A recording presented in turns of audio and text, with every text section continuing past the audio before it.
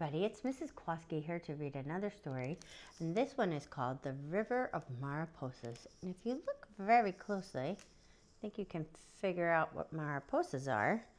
They are butterflies, and it is written by Mirelle Ortega.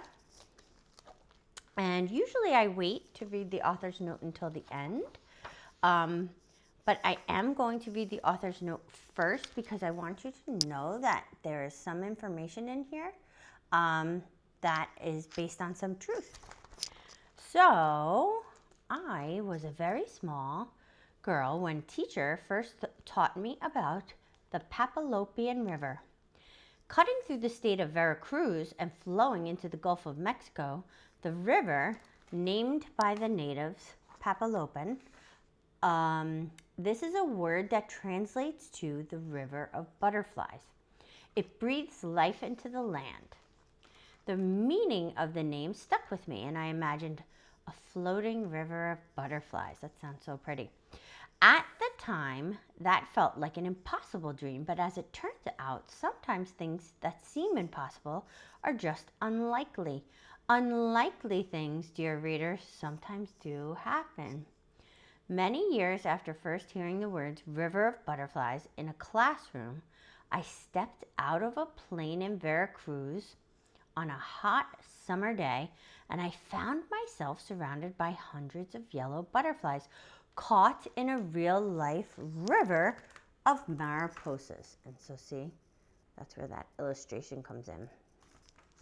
So although you think it's an impossible dream, it really was more unlikely, and it actually happened.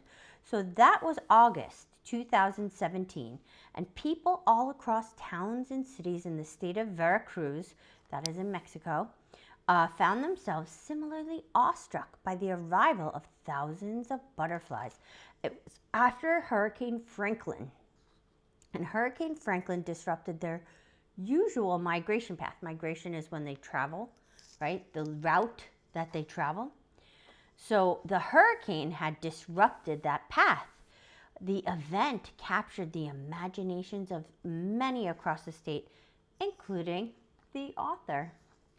So, riding in her dad's truck as he drove them back home, her eyes were glued to the yellow river flowing across the bright orange afternoon sky. So it wasn't really a river, but it looked like a river flowing in the sky. This was her dream come true. And she says, love, Mirelle. So that is where the story comes from. And this page actually tells you Mariposa amarilla, which is, amarilla is yellow, right? So there you go. And Ixoris is a flower called, that's like jasmine. The next is pambazo, and that is a Mexican snack made with pambazo bread. Tres leches cake is sponge cake soaked in 3 kinds of milk. So that's your tres leche. And then this is a popular song that is in the story. And it is, I'm just going to flip it around, Cielito Lindo. And it is a popular traditional Mexican song, which means pretty sweetheart. All right, so let's see.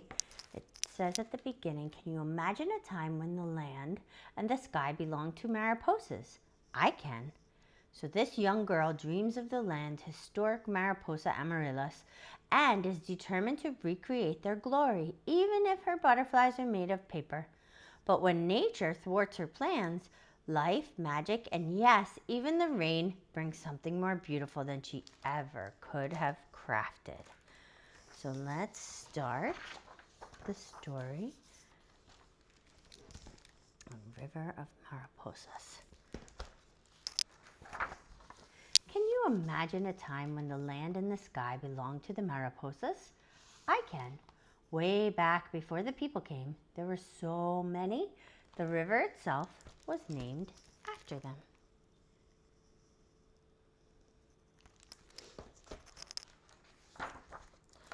I used to watch the butterflies fly around the ixoras in my grandmother's garden and carried by gentle wind float above the river of butterflies. I dreamed about a time before the cities were built and the butterflies found new lands and new paths to get to them. So here's the butterflies around the Ixoris. And there's the river. See the river? And there she is, right?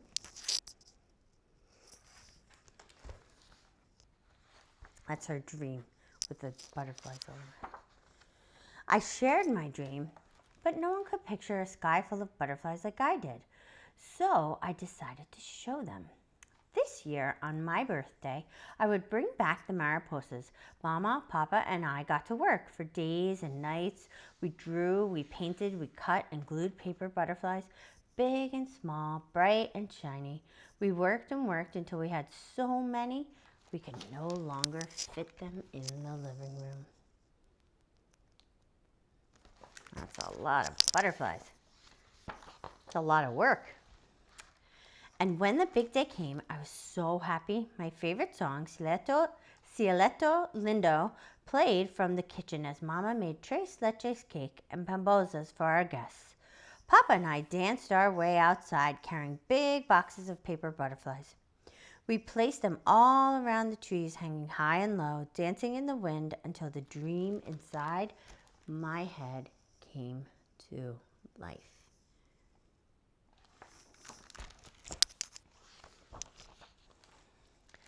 Truly satisfied, we looked at all our hard work, the garden alive with the paper butterflies.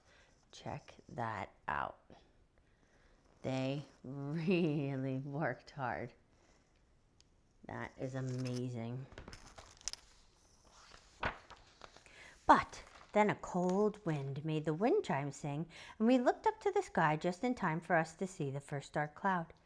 And as quick as the wind, the clear blue sky turned to gray.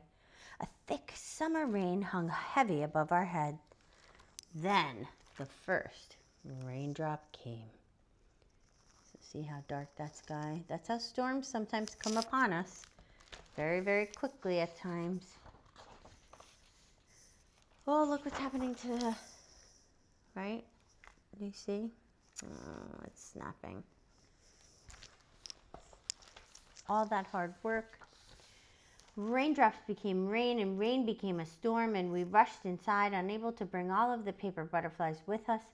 I felt my heart tearing like paper, and just like that, my dream disappeared. So there goes her dream.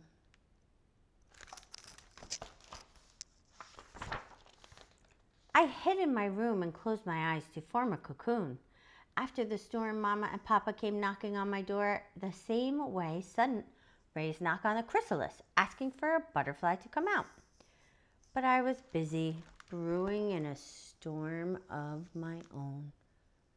So she's comparing herself in her room to that of a chrysalis who is in its shell. Hee-haw, don't be so mad, said Mama. Think of the butterflies. Do you think they would let a little bit of rain ruin their plans? I knew Mama was on to something, so I emerged. Warm hugs from Mama and Papa. The storm can take those paper butterflies, said Papa, but don't let it take your dream. Don't let it take your dream. So here she is with the music playing out of the radio, right? Papa turned on the radio to cheer me up, but I couldn't help but feel sad all over again, thinking of the beauty that I was not able to share. And then, as I reached to pick up a pair of paper wings, it flew away. It was a real butterfly, and then another one, and then another one. The storm had brought my dream to life. So she thought it was paper, but it was really real butterfly wings. My word. Their delicate wings fluttered and my eyes followed them into the clear blue sky. The sky was filled with thousands of yellow butterflies, a river of mariposas, amaryllis, flowing with the wind as far as I could see. So all of those butterflies were flying. Now she was trying to recreate it with paper, but really, butterflies actually got rerouted and wound up by her house. One by one, neighbors filled the street looking up in awe. And then we danced and we laughed and we even thanked the rain. It was just like the before times when the land and the sky belonged to butterflies. Do you remember that summer when the Mariposas came back? I do. And so here are the townspeople, and here are all of the Mariposas amaryllis. All right. So, sometimes stories are based on things that happen in real life, just like in this story. So, if you want, you can draw or write about what part of the story in the River of Mariposas was based on something that really happened. Okay, thank you for listening.